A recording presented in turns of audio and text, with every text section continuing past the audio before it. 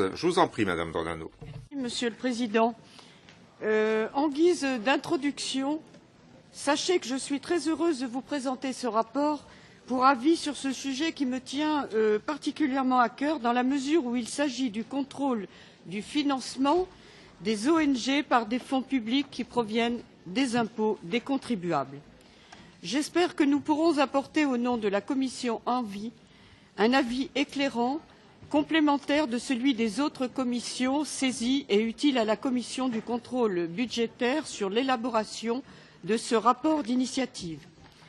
Le sujet du contrôle du financement des ONG par le budget de l'UE appelle à des notions budgétaires comptables en lien avec le contrôle de la gestion des deniers publics qui nous est confié. Il fait appel en outre avec ce questionnement à la notion d'intégrité. Bien que notre sujet concerne le budget de l'Union européenne à proprement parler, la question du contrôle budgétaire est à prendre, à mon sens, au sens large. Cela dit, ce sujet appelle à une réflexion qui concerne précisément les ONG et qui reste guidée par des impératifs à l'égard de nos concitoyens, responsabilité, redevabilité, justification des dépenses pour chaque euro dépensé. À ces considérations s'ajoute l'approche par la performance des actions menées, leur caractère opérationnel ou non, l'efficience, c'est-à-dire l'efficacité par rapport à l'investissement, le service rendu et son amélioration, autrement dit, l'exigence de résultats. Pour cela, la régularité, la sincérité, la transparence, mais aussi la lisibilité des financements de l'Union européenne sont des enjeux déterminants dans les procédures de contrôle des financements. Passons donc au constat. La définition des mots est essentielle pour savoir de quoi nous parlons. Aussi, je définirai les ONG comme étant toutes les organisations indépendantes dont l'action ne vise pas le profit, qui s'appuient sur le bénévolat, dont l'existence juridique est avérée et le champ d'action défini. Étant moi-même présidente d'une association française reconnue d'intérêt général depuis 1996, je sais combien les ONG constituent un soutien capital pour les institutions officielles telles les États ou les organisations internationales. Il est donc important de reconnaître le rôle déterminant qu'elles jouent pour nos concitoyens, par exemple dans un domaine qui concerne en premier lieu notre commission, à savoir la protection de leur droit à la santé. Ce dernier est énoncé dans la Constitution de l'OMS elle-même comme, je cite, l'un des droits fondamentaux de tout être humain.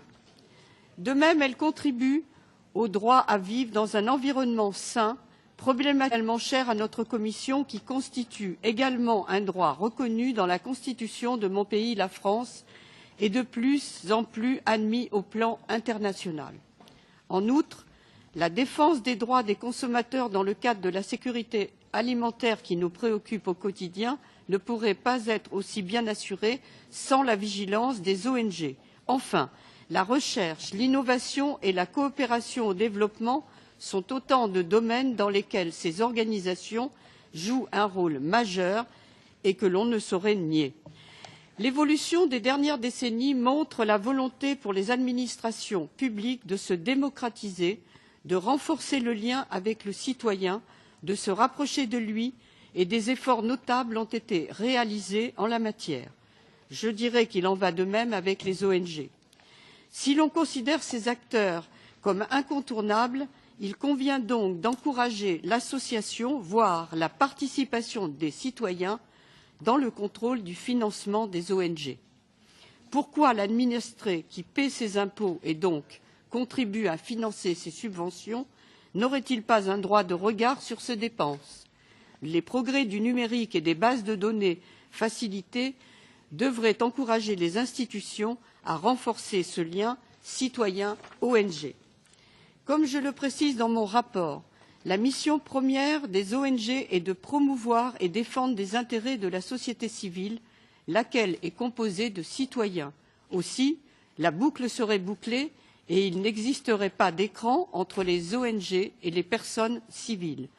Je salue bien entendu l'existence du système de transparence financière qui va dans le bon sens, dans la mesure où il ne concerne d'ailleurs pas uniquement les ONG, mais toutefois le degré de lisibilité des données concernant les ONG pourrait être amélioré pour une meilleure compréhension du public, car c'est bien là que se trouve la difficulté. N'oublions pas que l'on parle de plus d'1 milliard d'euros par an qui sont alloués directement par la Commission à des projets d'ONG.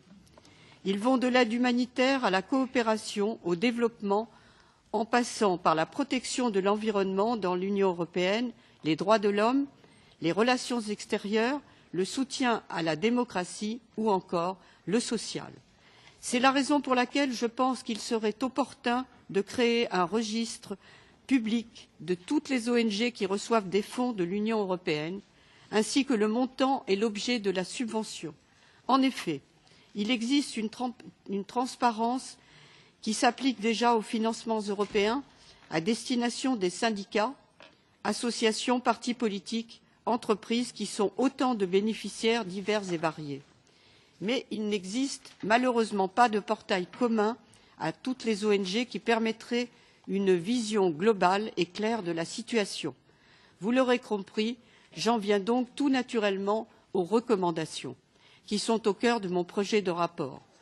J'inviterai dans un premier temps la Commission à optimiser sa coopération avec la société civile en procédant à des évaluations périodiques généralisées de la façon dont les fonds alloués aux ONG sont administrés. Tout comme le principe d'annualité garantit la confiance des assemblées qui votent le budget, l'évaluation à une fréquence régulière est la garantie d'un financement optimal dans la mesure où il est régulièrement susceptible d'être réévalué et réajusté si nécessaire. Dans un but de clarté, d'accessibilité et donc d'égalité d'accès aux fonds, il serait opportun d'instaurer un portail unique pour toutes les subventions européennes destinées aux ONG. Des procédures de demande de subventions rationalisées et simplifiées éviteraient que seuls les habitués ou les organisations aux plus gros moyens administratifs, juridiques et financiers gardent le monopole sur l'accès au financement. Par ailleurs, le contrôle des financements aux ONG, relevant parfois de plusieurs directions de la Commission européenne, il est indispensable de renforcer la coordination entre les différentes directions générales, afin que les séparations organisationnelles ne viennent pas perturber ou entraver le contrôle effectué, mais qu'au contraire, ce dernier soit réussi.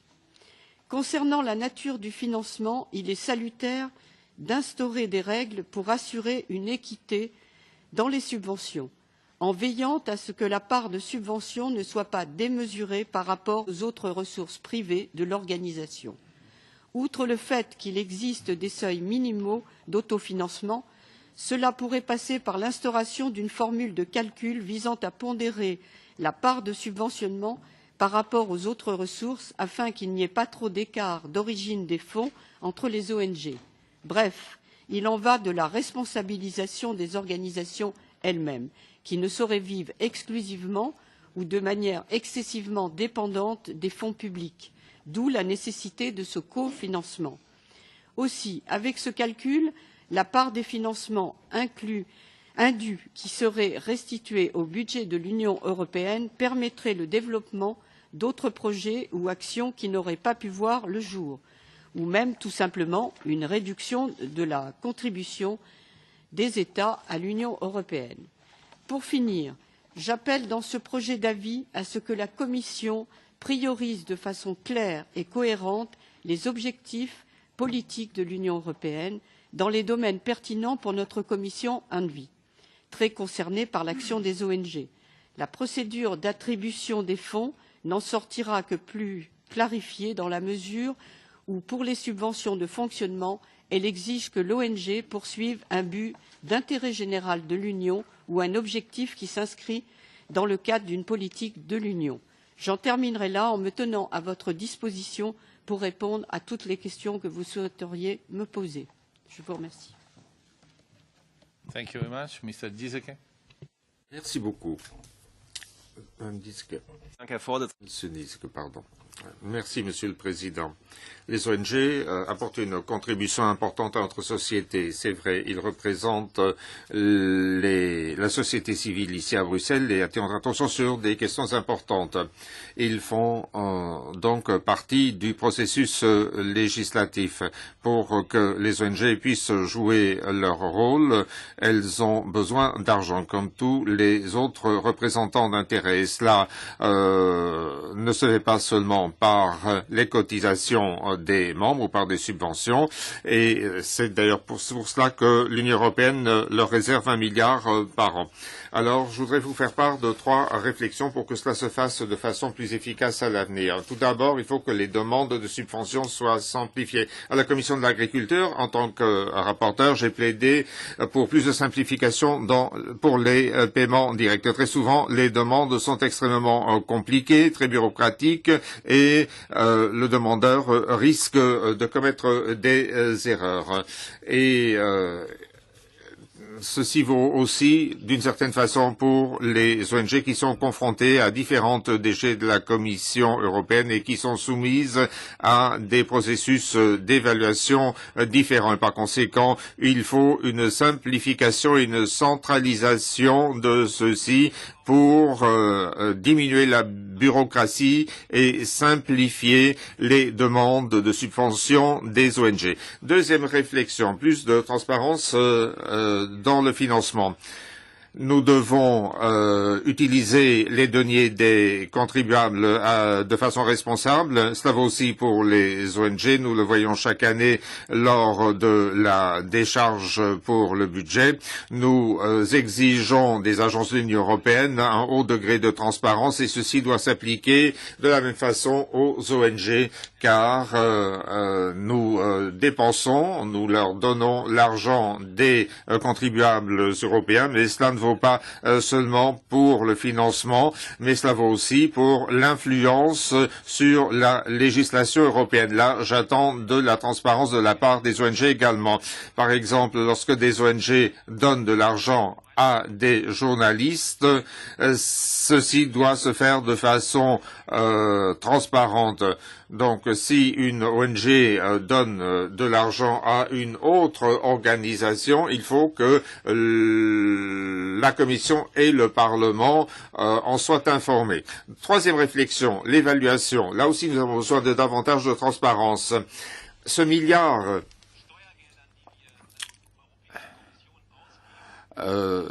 d'impôts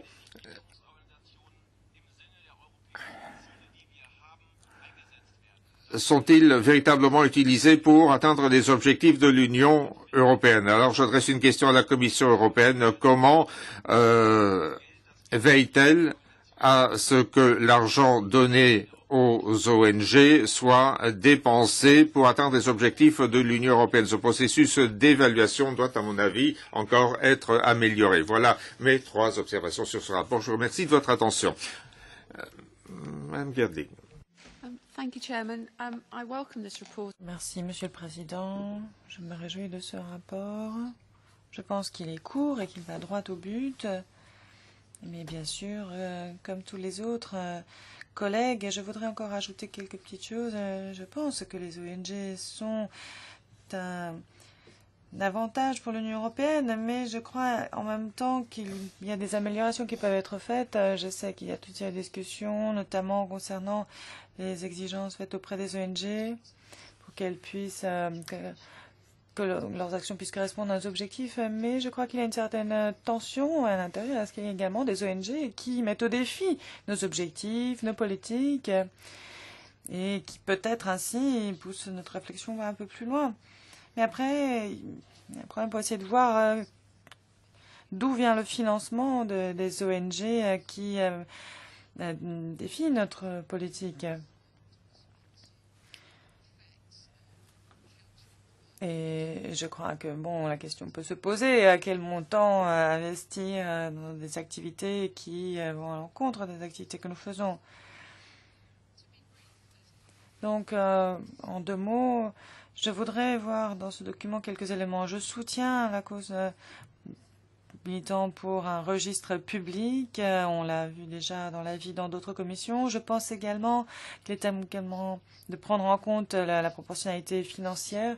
Nous devrions avoir des limitations très strictes sur le financement croisé. Je ne pense pas que c'est une bonne chose que les ONG soient financées à la majorité par l'Union européenne. Elles devraient avoir la possibilité de montrer que si elles se mettent en avant comme des représentants dans la société civile, eh bien, ils bénéficient concrètement du soutien de cette société civile.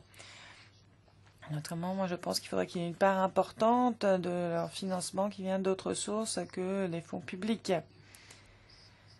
Si vous êtes financé principalement par les fonds publics, selon moi, vous n'êtes pas une ONG dans le sens que j'entends par là. Donc, je pense que vous devez devoir montrer le soutien dont vous bénéficiez. Ensuite, pour ce qui est que ce soutien peut être exprimé en nature, cela est également envisageable. Il n'est pas obligé que cela soit sur le bilan financier de l'ONG. Je sais qu'un grand nombre d'ONG pourraient montrer qu'ils ont une activité économique et pas en termes de transfert d'argent, mais en termes de personnes qui sont prêtes à travailler pour elles bénévolement, qui collectent des dons dans la rue. Donc cela me semble également possible de prendre en compte également le soutien en nature. Mais en même temps, donc, il faut donc vérifier avec rigueur si les ONG bénéficient d'un soutien de la société civile consistant. Alors ensuite, lutter contre le conflit d'intérêts, c'est une bonne chose pour s'assurer qu'il n'y a pas de ONG qui sont présidées ou qui sont avant tout soutenues par des élus ou par d'autres acteurs des institutions européennes. Parce que là, selon moi, c'est un détournement. C'est un détournement d'argent, plus ou moins.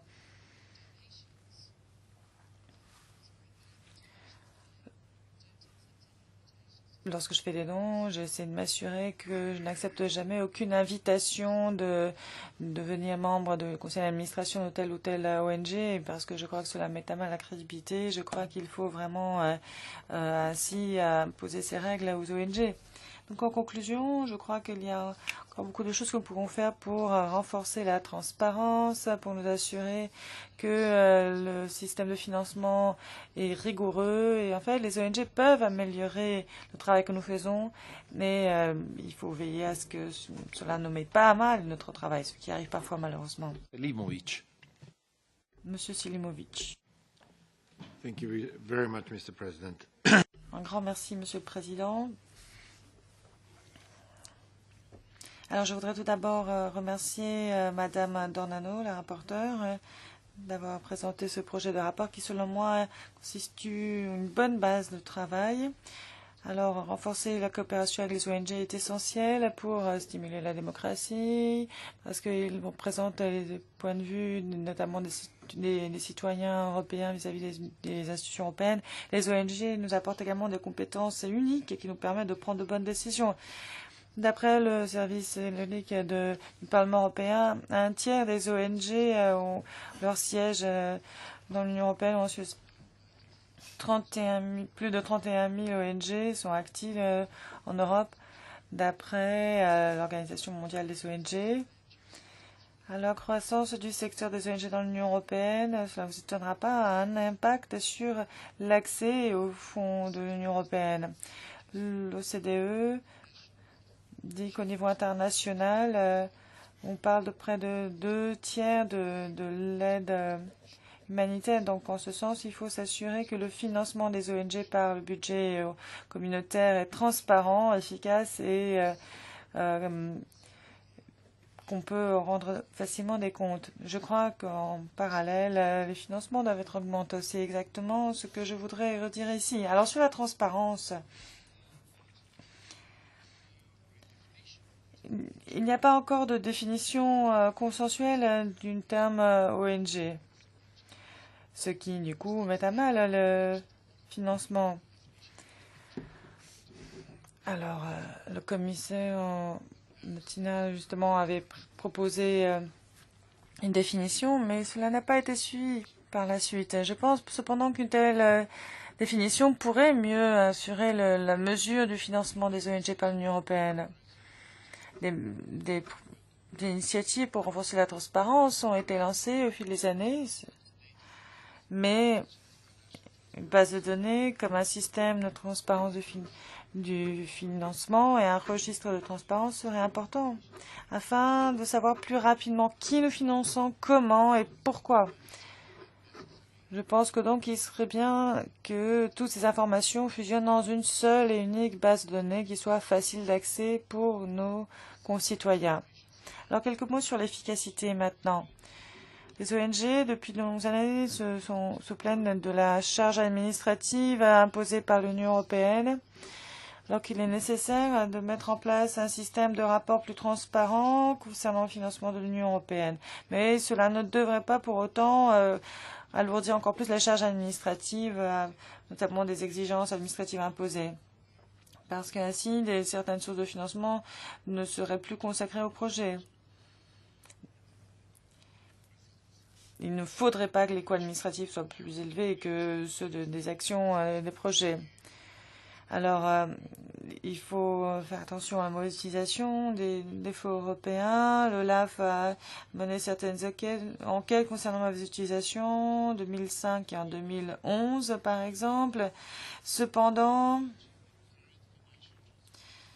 le système de transparence financière actuel est insatisfaisant de par le flou qu'il caractérise et donc nous devons nous assurer que le système de rapport soit obligatoire et disponible au public. Ensuite, il faut collaborer davantage avec les ONG afin de renforcer des mesures plus transparentes, plus efficaces de la reddition des comptes et afin de ne pas oublier que l'objectif final, c'est d'engranger plus de résultats avec ce financement. Merci. Na začátek bych ráda uvedla, že souhlasím s návrhem, aby byl v rámci Evropské veřejný rejstřík nevládních organizací. Proposition de créer un registre public d'ONG financé par l'UE, de telle sorte que nous sachions quels fonds leur sont octroyés. À mon avis, ce registre devrait être disponible dans toutes les langues de l'Union européenne, de telle sorte que tous les citoyens puissent savoir combien de subventions les ONG reçoivent de l'Union européenne. Ainsi, nous pourrions aussi divulguer les sources de financement. Et il faut une ventilation par programme opérationnel. Et je pense qu'il devrait être possible qu'il y ait interopérabilité entre les différents systèmes pour consulter les données. Tout projet financé par l'Union européenne doit faire l'objet d'un contrôle et d'audit obligatoire qui devrait être évalué sur une base centralisée. Sur la base de ma propre expérience, je peux vous dire que beaucoup d'ONG font de l'excellent travail, mais il y a aussi des ONG dont l'action est floue. Nous constatons ici aussi qu'il y a un énorme travail de lobbying qui est fait. Nous n'avons pas toujours été intéressés à écouter certaines ONG. Parfois, leur approche est disproportionnée. Mais n'oublions pas que les ONG représentent nos citoyens. Mais beaucoup d'ONG n'agissent pas de façon correcte. Toutes les données doivent être divulguées. Nous ne sommes pas d'accord pour qu'il y ait des exceptions, par exemple pour les villes, les municipalités, etc. Cependant, un moteur de recherche unique devrait être mise au point pour que nous puissions consulter toutes les données sur les ONG. Et les subventions doivent être indépendantes des autres sources de financement des ONG. Nous devrions aussi consulter directement les ONG sur leur possibilité d'obtenir des financements, parce que certaines données sur le plan national ne sont pas claires ou sont incomplètes. Je pense qu'il y a une chose qui manque dans l'avis. Il n'y a pas de référence aux ONG qui ne se trouvent pas dans l'Union européenne, mais qui, pour certaines d'entre elles du moins, bénéficient également d'un financement de l'Union européenne. En ce qui concerne le premier paragraphe, comment la Commission européenne pourrait-elle avoir une influence sur les ONG? La fiscalité reste toujours de la compétence des États membres, donc je vais déposer des amendements dans ce sens. Et nous devrions aussi attendre une étude de la Commission compte en la matière. Merci. Je prends la parole au nom de Bénédicte qui a dû nous quitter et je lui ai promis de souligner un certain nombre de points importants. Bien sûr, nous sommes tous en faveur de la transparence. Cela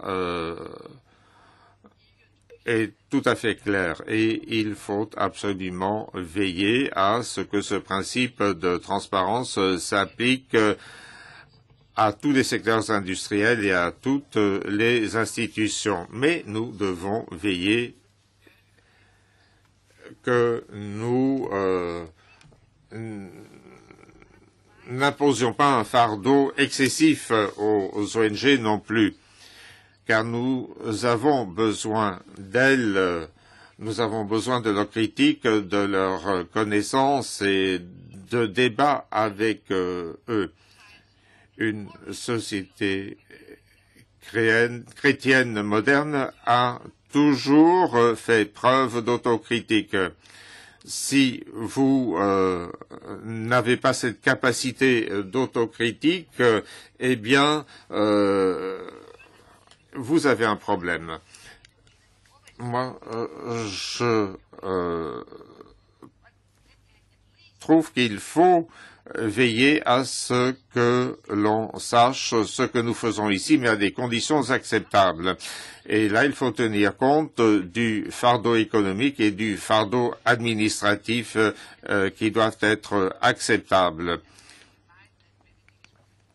Bénédicte vient de Hongrie et je voudrais quand même dire que la Hongrie est un exemple d'une démocratie qui est en train de se transformer en tyrannie car elle n'est plus capable de faire preuve d'autocritique. Et là, nous devons véritablement faire œuvre de pionnier pour mettre un terme à cette tendance. Madame Rivasi, je vous en prie. Merci, Monsieur le Président. Moi, je voudrais quand même souligner que les ONG, pour moi, c'est un ferment de la démocratie. S'il n'y a pas d'ONG, moi je les lis souvent au contre-pouvoir, eh bien, on n'a pas forcément accès à l'information. Quand vous avez vu le scandale de Volkswagen, c'est venu d'ONG. Quand vous avez vu le scandale des conflits d'intérêts au sein de la Commission ou à d'autres membres, c'est venu des ONG. Donc pour nous, c'est très important parce que ça permet justement de connaître un certain nombre de vérités cachées. Mais quand on parle de simplification de certains collègues, moi je suis assez d'accord parce que y a une bureaucratie quand même au niveau européen qui fait que quand une ONG veut des fonds européens, c'est quand même pas simple. Et que souvent c'est sur des grosses sommes et pas des petites sommes. Et lorsque moi je vais en Afrique, puisque je suis à la délégation Afrique, Caraïbes, Pacifique, heureusement qu'il y a des ONG au niveau de chacun des États et souvent elles sont financées par l'Europe. Mais quand c'est des petites sommes, ça n'intéresse pas la Commission parce que pour eux, c'est une gestion trop importante. Donc il faudrait peut-être réfléchir sur comment, au niveau de l'Europe, on pourrait trouver des moyens pour financer des ONG qui existent dans certains pays où c'est plutôt une dictature qu'une démocratie. Après, vous me dites qu'il faut des cofinancements. Mais ça dépend où. Dans certains pays qui ne veulent absolument pas qu'il y ait des contre-pouvoirs, ils n'arrivent jamais à obtenir des cofinancements. les collectivités. Et donc c'est important que l'Europe soit là pour aider justement à la diversité. Donc moi je dirais que ça dépend énormément des choses. Après sur le registre, ok pour le registre, mais moi la question que je pose, alors peut-être la Commission pourra me répondre, est-ce qu'il existe un registre sur les entreprises privées? Parce que si on demande un registre sur les ONG, moi je veux qu'il en existe aussi sur les entreprises privées, combien elles reçoivent d'argent de la Commission, etc., etc. Voilà. Que ça soit applicable pour tout le monde.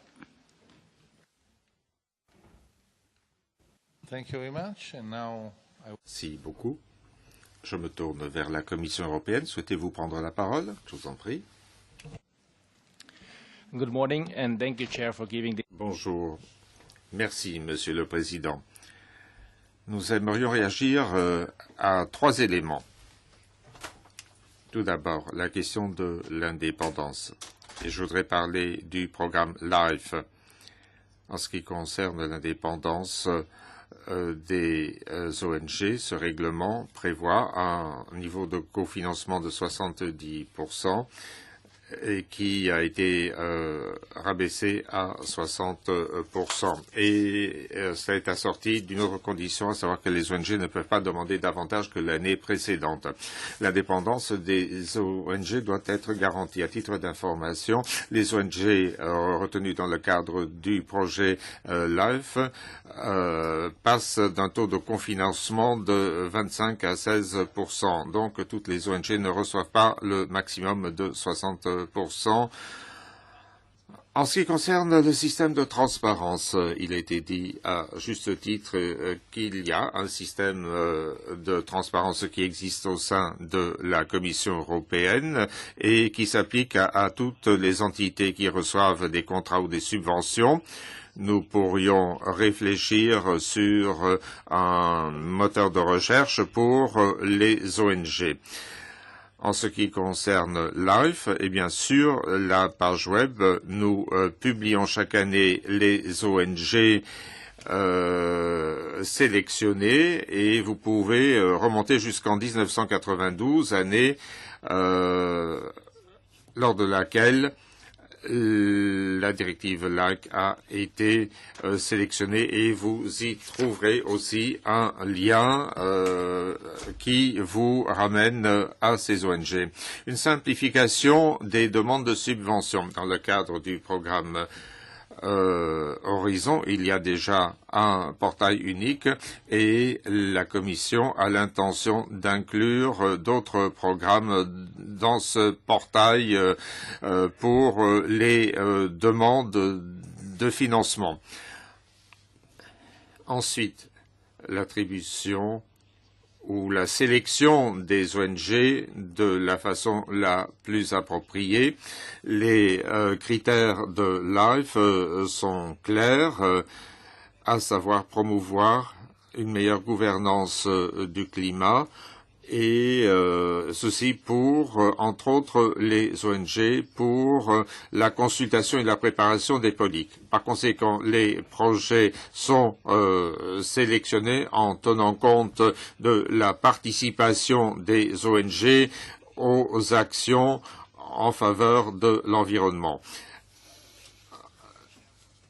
Merci, Monsieur le Président, de nous avoir donné la possibilité d'apporter certains compléments d'information à ce projet d'avis.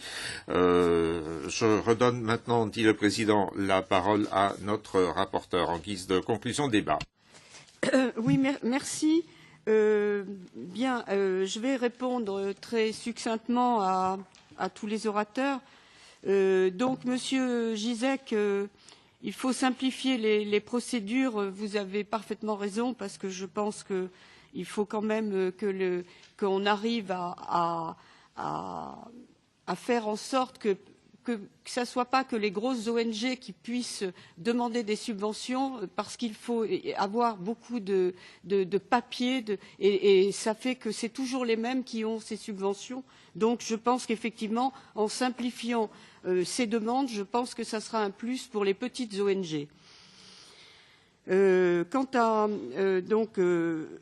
alors ensuite Madame Görling, merci à Madame Görling pour son soutien à mes propositions. je compte ajouter dans mes amendements la prise en compte du bénévolat. J'ai bien rappelé dans mon rapport que les ONG doivent être et rester indépendantes, notamment de la politique en définitive.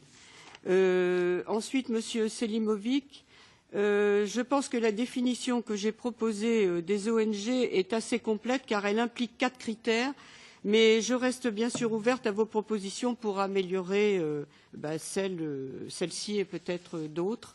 Madame Konechna, je suis bien d'accord qu'un tel registre des ONG, s'il est créé, doit être accessible à toutes les langues. Effectivement, c'est une évidence et je l'avais oublié. Je n'ai pas mentionné spécifiquement les ONG agissant en dehors de l'Union européenne, mais il est bien évident qu'elles sont également visées par mon rapport.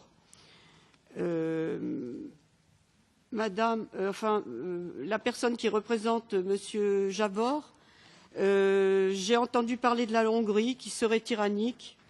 Justement, comme nous parlons des ONG, peut-être pourrions-nous parler aussi des prétendues ONG qui agissent en Hongrie pour des raisons qui sont aussi politiques. Je crois que vous l'avez peut-être oublié, voire idéologiques également. Attention aux organisations qui pratiquent davantage la désinformation que l'action raisonnable au service du bien commun, ce qui est leur mission première. Donc j'attends vos amendements. Je dois vous dire que la deadline a été repoussée au 7 décembre afin de pouvoir tenir compte de l'étude qui a été sollicitée par la Commission au fond. J'ai pensé que cela pourrait contribuer à l'enrichissement de notre réflexion. Je vous remercie.